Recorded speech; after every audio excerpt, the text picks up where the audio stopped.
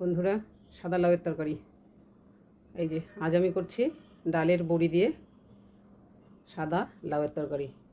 নিয়েছি ভাঙা ডালের বড়ি, কুচিয়ে রাখা লাউ, সাথে একটু কাঁচা লঙ্কা দিয়েছি। এই দিয়ে আজকের তরকারি। অল্প তেল মশলাতে, মশলা তো সেরকম পড়বে না, খুব সামান্য, ওই দিয়েই রান্না হবে। তো প্রথমেই আমি কড়াতে তেল দিয়ে ডালের বড়িটাকে একটু ভেজে নিচ্ছি।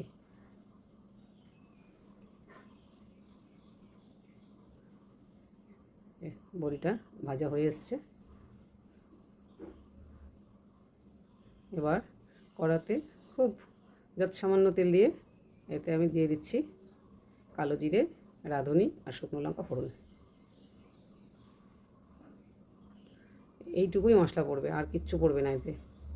কিন্তু খেতে এত ভালো হয়, এত অল্প তেল মশলাতে না খেলে বোঝা যাবে না, তার জন্য করে খেতে হবে। তো ফোড়ন হয়ে গেছে, দিয়ে দিয়েছি লাউ। আর আমি কিছু ফেলি না, তাই চোখলা মানে খোসাটাকে কেটে রেখেছি ভাজার জন্য।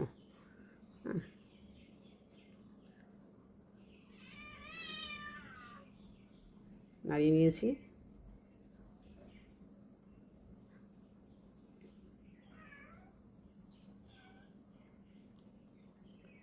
এবার এতে দিয়ে দিচ্ছি পরিমাণ মতো লবণ।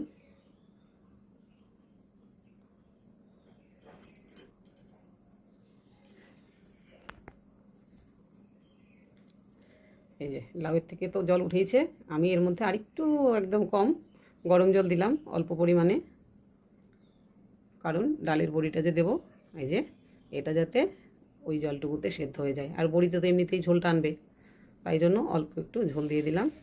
এবার এতে দিয়ে দিচ্ছি খানিকটা ধনে পাতা।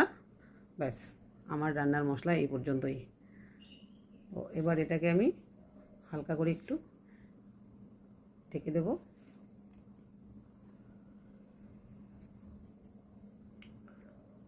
এই যে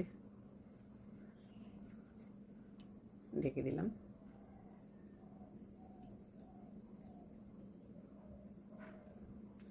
তরকারিটা হয়ে এসছে। এবার একটু খুন্তি দিয়ে নাড়িয়ে নিচ্ছি যাতে একটু মাখো মাখো হয়।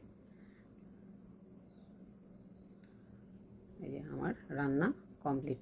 তো তোমরাও এইভাবে করে খেয়ে দেখো কেমন লাগে। খুবই স্বাস্থ্যকর, কম তেল মশলাতে একটি রান্না, কিন্তু খেতে খুব ভালো হয়।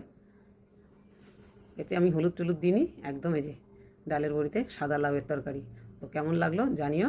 ভালো লাগলে আমার চ্যানেল ঊষাদের রান্না চ্যানেলটিকে সাবস্ক্রাইব করে সবাই পাশে থেকো।